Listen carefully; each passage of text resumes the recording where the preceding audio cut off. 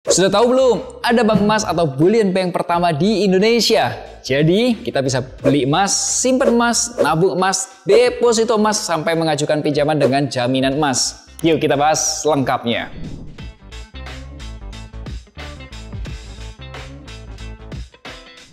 Indonesia lagi banyak hal-hal baru nih. Selain Danantara, sekarang ini Pak Presiden Prabowo sudah meluncurkan bank emas atau bullion bank.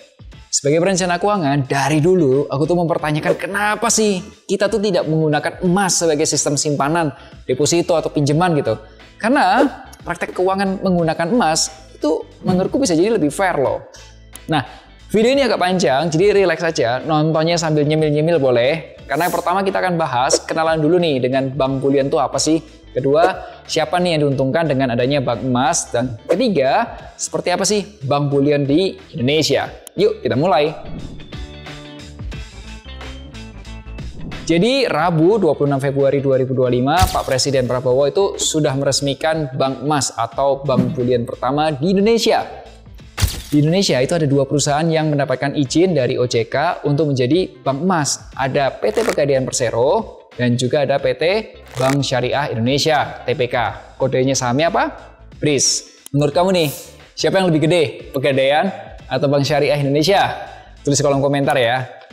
Jawab aja, kita bahas di chapter berikutnya. Kita lanjut dulu nih dengan ngapain aja sih bank emas itu. Jadi gini, sebenarnya bank emas atau bullion bank ini kegiatan bisnisnya sama dengan bank umum. Bedanya di kata emasnya. Yang pertama adalah simpanan emas. Jadi kita bisa nabung emas jenis logam mulia atau LM di bank bullion. Emasnya yang kotak ya, bukan yang emas perhiasan loh ya. Yang kedua adalah deposito emas. Ini aku baru tahu akan ada di Pegadaian. Jadi kita bisa deposito emas dan dapat keuntungan dalam bentuk gram emas. Deposito emas dapatnya gram emas, bukan rupiah. Keren kan? Jadi ibu-ibu yang hobinya ngasih saran, beli emas, disimpan, dijual saat butuh, kepepet. Sekarang emasnya sudah bisa beranak. Ya, lumayan lah.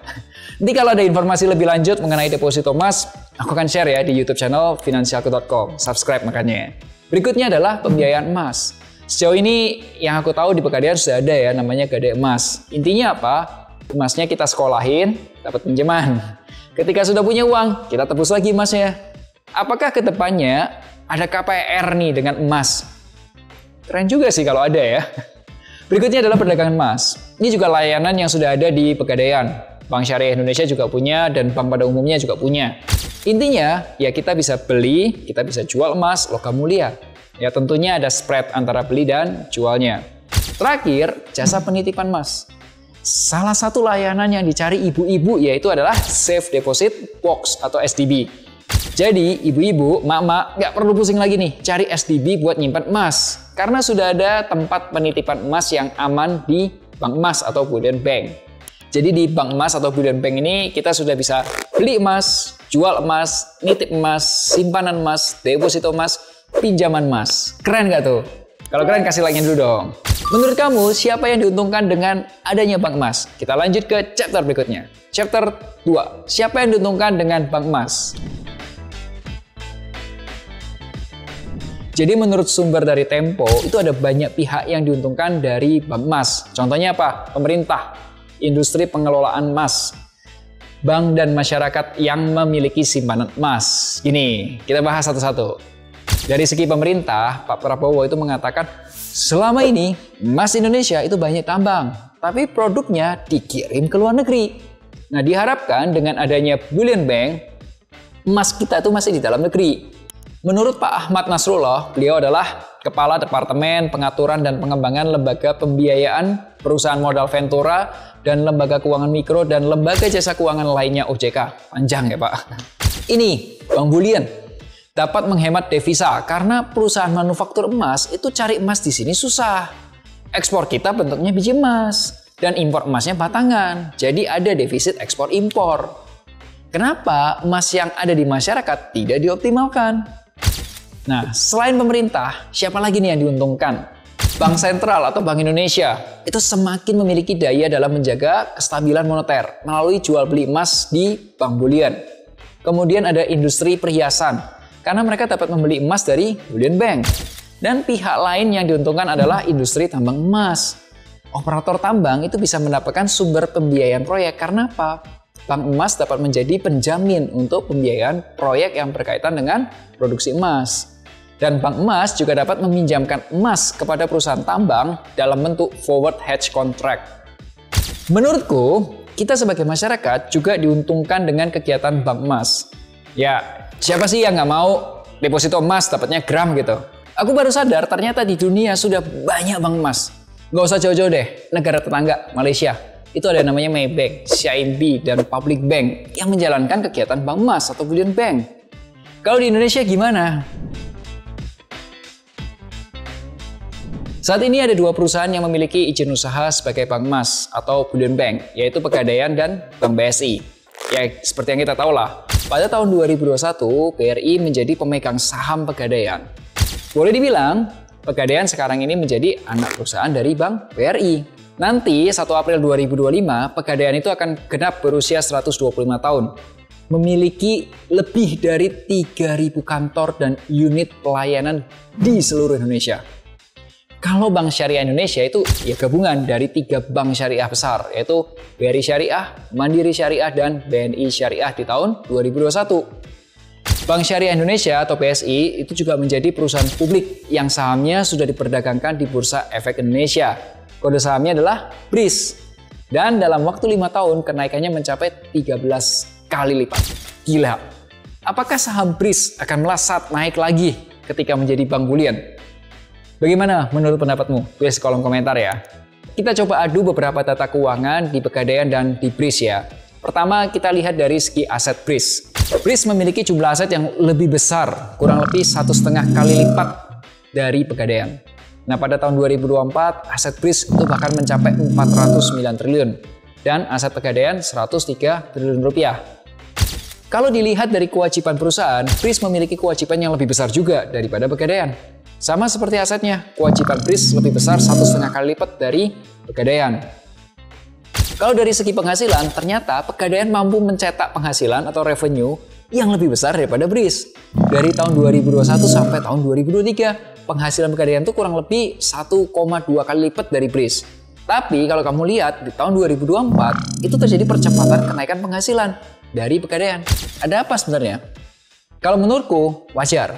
Karena Pegadaian udah memiliki basis customer yang kuat karena ya Pegadaian berdiri dari tahun 1901 dan punya lebih dari 3.000 kantor cabang dan unit layanan. Namun pada tahun 2023 dan 2024 Pegadaian tuh gencar melakukan kerjasama. Pegadaian mampu meleverage layanan Pegadaian digitalnya, bekerja sama dengan bank-bank umum seperti BRI, Maybank, CIMB Niaga, dan bank lainnya. Bisa jadi kan tabungan emas ini ditawarin kepada nasabah prioritas bank. Ya kali, nasabah prioritas cuma beli 1 gram, ya kan? Menurut Pak Damar Latri Setiawan, CEO Pegadaian, beliau mengatakan 90% bisnis Pegadaian masih didominasi oleh gadai emas. Per November 2024, omset gadai emas Pegadaian itu mencapai 230 triliun. Dengan barang jaminan emas mencapai 92 ton. Sementara itu, saldo tabungan emas di Pegadaian mencapai 10,3 ton. Gila nggak tuh? Emasnya dalam satuan ton. Terakhir, dari segi keuntungan bersih, Pegadaian dan BRIS kejar-kejaran nih. Angkanya mepet-mepetan. Keuntungan bersih Pegadaian di tahun 2024 adalah sekitar 5,8 T, sedangkan BRIS mencapai 7,1 triliun. Kesimpulannya apa? Dari segi aset perusahaan, Bank Syariah Indonesia memiliki aset lebih besar daripada Pegadaian. Ya, menurutku hal ini wajar ya, karena BRIS kan hasil gabungan dari 3 bank besar gitu, jadi satu gitu, 3 bank besar syariah ngumpul. Namun dari kemampuan perusahaan untuk mencetak penghasilan, Pegadaian lebih unggul dibandingkan BRIS karena ya basis yang sudah besar dan sinergi dengan berbagai bank umum. Menurut opini pribadiku, BRIS ini agak kesulitan melakukan sinergi dengan bank umum lainnya. Kenapa? Ya karena bank umum belum tentu mau kerjasama dengan bank umum, bener nggak sih? Tapi let's see lah, apakah ke depan bisa terjadi kerjasama antara BRIS dengan bank umum lainnya? Terkait keuntungan bersih, Pegadaian dan Bank Syariah Indonesia ini persaingnya cukup sengit ya, dilihat dari rasio net profitnya. BRIS boleh dikatakan lebih efektif dalam menjalankan bisnisnya, sehingga keuntungan bersihnya bisa lebih besar. Pertanyaan terakhir, gimana dengan valuasi perusahaan BRIS? Ini aku ambil dari aplikasi Stockbit. Saham BRIS itu masih dalam rekomendasi buy dari banyak analis. Target harganya itu kurang lebih di angka 3.548 per lembarnya. Maksimal di 4.200. Secara PER atau price to earning ratio, PER BRIS saat ini itu berada di bawah rata-rata PER selama 5 tahun. Artinya apa?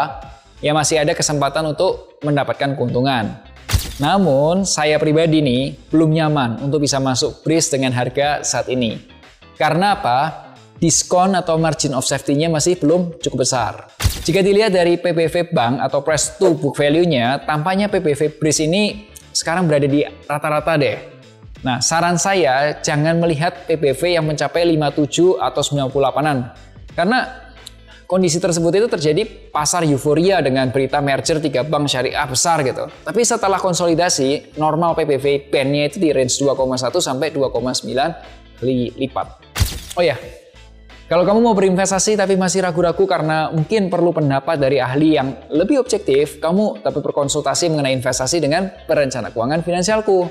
Caranya hubungi aja nomor berikut ini, boleh juga WhatsApp atau ke link berikut ini. Kamu boleh nanya dulu ke adminnya, cara konsultasinya gimana, harganya berapa, apa yang dapat setelah konsultasi. So, ingat selalu hargai kerja kerasmu, share kalau kamu suka video ini. Sampai jumpa di Melek Finansial hari Rabu depan. Akhir kata, make a plan and get your financial dreams come true. Tonton juga playlist investasi.